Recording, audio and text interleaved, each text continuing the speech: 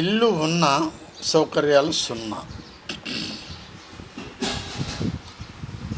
ఇది మన తెలంగాణ రాష్ట్రంలో డబల్ ఇళ్లలో సమస్యలతో ట్రబుల్ వస్తున్నటువంటి ప్రాబ్లమ్స్. తెలంగాణలో టీఆర్ఎస్ పరిపాలనలో మొదలుపెట్టినటువంటి ఈ డబుల్ బెడ్రూముల ఇళ్ళు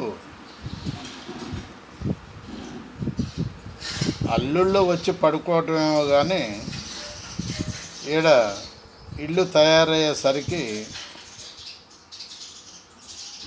కొండ మీద చుక్కలు కనబడుతున్నాయి ఆ ఇంటిలో ఉన్నటువంటి వాళ్ళ. ఏ విధంగా అంటే ఈ టీఆర్ఎస్ ప్రభుత్వం G+10 విధానం మొదలుపెట్టింది.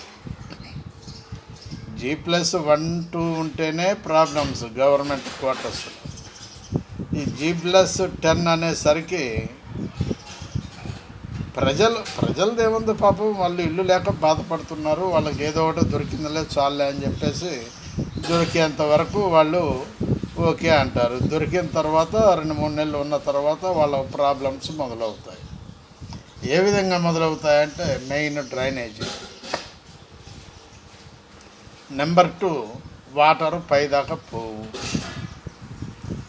ఒకవేళ వాటరు ప్రాబ్లం వచ్చిన ట్యాంకర్స్తో తెచ్చినటువంటి నీళ్లు పైదాకా మోసుకొని పోవాలంటే కష్టం. G+10 విధానమే చాలా రాంగ్. అది ఎంత బీదవాళ్లకు అలాంటి ఇల్లు ఇచ్చినా కూడా ఆలోచించి చేయాలి. అంటే వాళ్లకు ఉన్నటువంటి సలహాదారులు ఎవరైతే ఉన్నారో వాళ్ళు ఇచ్చి ఉంటారు. అంటే మరి సలహాదారుల మీదకే పోవాలి కదా.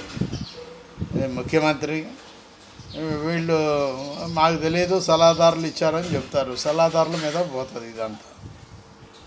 మరి సలహాదారులు ఏ విధంగా సలహా ఇచ్చారో అర్థం కాదు. అసలు G+10లో ఎట్లా ఉంటారు ఇంతమంది పబ్లిక్ అనేటటువంటిది ఆలోచించలేదు. ఇప్పుడు తెలంగాణ రాష్ట్రంలో ఎక్కడికి పోయినా కూడా సగం బెడ్రూమ్లు ఇళ్ళే కనబడుతున్నాయి, సగం కట్టే ఉన్నాయి. కొన్ని కంప్లీట్ కాని ఇళ్ళు ఉన్నాయి. కొన్నిటిల్లో అయితే పందులు కుక్కలు పడుకుంటున్నాయి కింద ఫ్లోర్లో. అవి పైదాకా కూడా పోలేవు పాపం, వాటికి కూడా కష్టంగానే ఉన్నది. అదేమంటే మేము కట్టాం, మేము చూసాం చూడండి అని చెప్పి చూపిస్తారు టీఆర్ఎస్ వాళ్ళు. మధ్యలో వెళ్ళిపోతామని తెలుసు వాళ్ళకి. ఎందుకంటే ఈ కాంట్రాక్టర్లు చంపుకు తింటారనే ఉద్దేశంతో వాళ్లకు మభ్యపెట్టి ఇది మీకు ఇది మీకు ఇది మీకు అని సర్ది చెప్పటం అయ్యింది. ఇప్పుడు అది కుక్కల పాలైపోయింది. ఆలోచించండి.